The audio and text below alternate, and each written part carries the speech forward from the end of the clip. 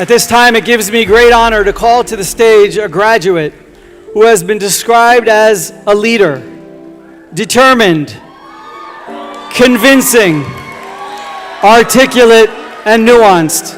He was selected by a resounding majority of his peers to represent his grade and speak on behalf of the graduating class. Ladies and gentlemen, please join me in welcoming Ari Mergui.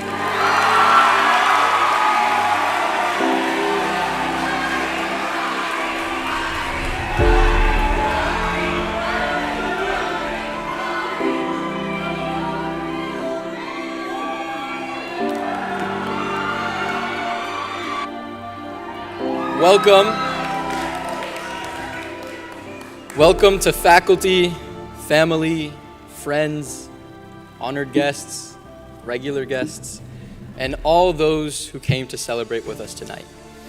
Now, if you aren't used to KYHS graduations already, you might think I'm up here speaking because I'm the valedictorian. I'm not. We don't even have those. But the one thing all those valedictorian speeches have in common is that they all start with, I was sitting at my laptop last night, stressed about how I was going to start this speech. That is not true for me at all. I started writing this a year ago when I learned that anyone could speak at graduation, and now I actually get to present it thanks to my classmates.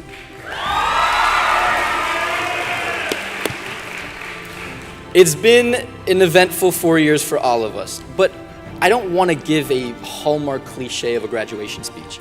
I'm not going to stand up here and say, we grew together, we overcame obstacles, or we're so ready for adulthood. Have you seen the Boca kids trying to back up into a parking space? We are not ready for adulthood. So instead of that, I'm going to share a story that I've only ever told once before. A little over a year ago, I was skiing in Breckenridge, Colorado. I'd just gotten down a really nice run and queued up in line again for the ski lift. One of the ski instructors, his job is to make sure that little kids go up the ski lift safely, make sure they don't fall off. He sees me and he comes to stand next to me. I mean, sure, no, I just tore up a double black diamond, but I'm glad you could tell that I need help going up the ski lift. That's not insulting at all. So we go up together and he starts talking to me, asks me where I'm from, how old I am. When I tell him I'm a junior, he says, oh, so you're finishing high school soon? I said, yeah, thank God.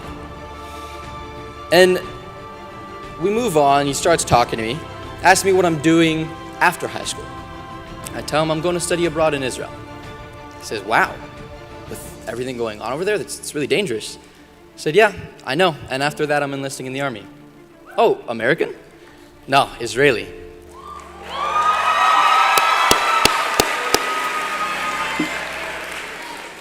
It's a great reaction, but I'll tell you, his face fell.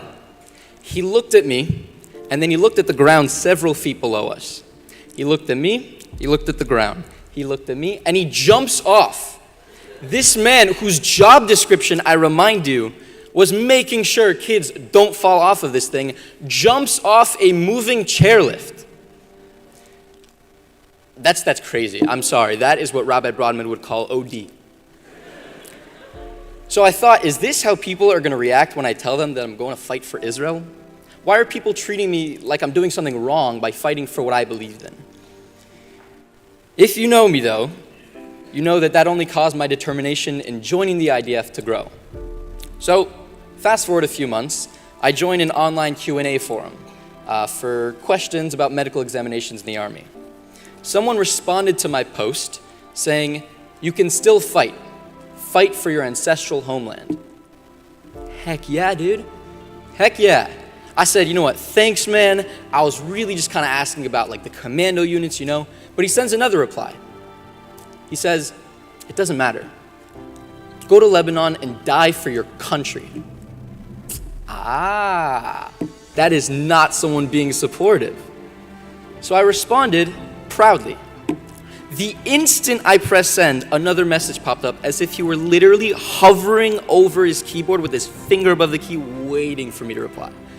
He sends a message, I hope Hezbollah will kill you, you Talmudic barbaric war criminal. Talmudic? I like to dabble in some Gemara here and there, but What about the rest of it? War criminal? Me? Bro, I'm still too scared to parallel park. The only war crime I've ever committed was taking a test in Miss Crowther's class using a red pen.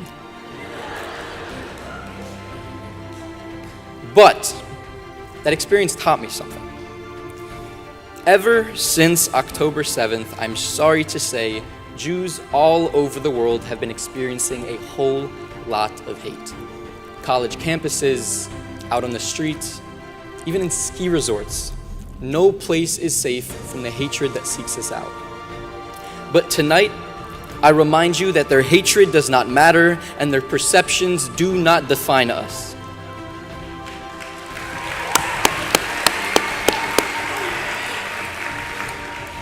Kudzai Tanago once said, "Your garden isn't thriving because every time a flower blooms, you cut it to prove to someone else that you are a gardener."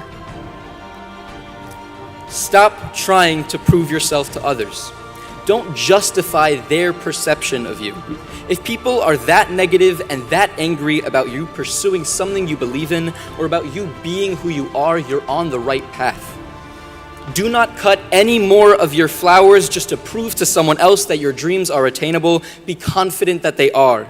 Do not waste your breath explaining why it is beautiful to be a Jew. Be confident that it is.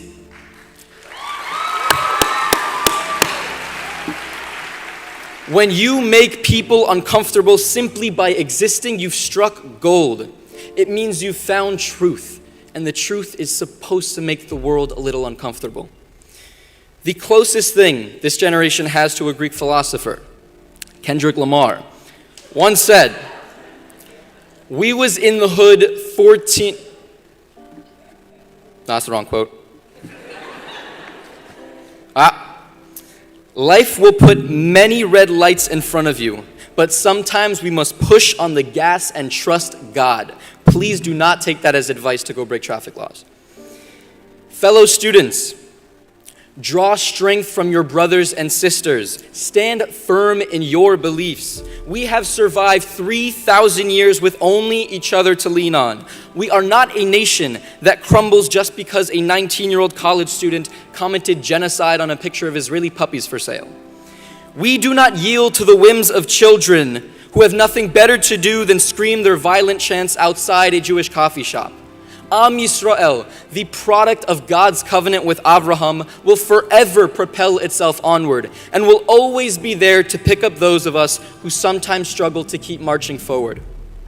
Am Yisrael is not just a people, it is a promise. It is the promise that we as Jews will forever be there for one another. Whatever trouble you end up in, whatever help you need, your greatest resource is the same as it was for our ancestors in Mitzrayim, in Bavel, in Auschwitz, and in Otef Aza. Never be afraid to ask your neighbors for support. Never be ashamed to come home to our Father in heaven's outstretched arms and cry upon his shoulder. Show the world what it means to be Jewish without seeking approval. To our parents, thank you for supporting us in every endeavor these past 18 years, particularly the last 4. None of this or anything we've accomplished would be possible without the sacrifices you've lovingly made.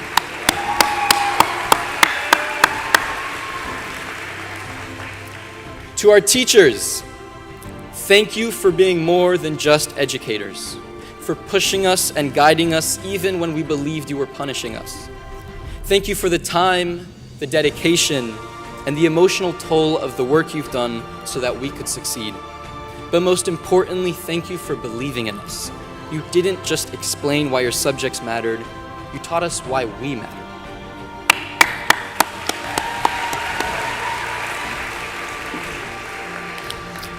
To Beyonce, thank you for letting us graduate. And to the KYHS Yeshiva High School Class of 2025, a final message. Never stop fighting for what you believe in. If you have a dream, chase after it without listening to the noise on the sidelines. Be brave enough to be hated for the right reasons and always wear your Judaism proudly. Wherever life may take you, always remember that Avinu Shebashamayim is watching over you and that the Jewish people will forever be your Gilad. Congratulations, Am Yisrael Chai, and go Storm!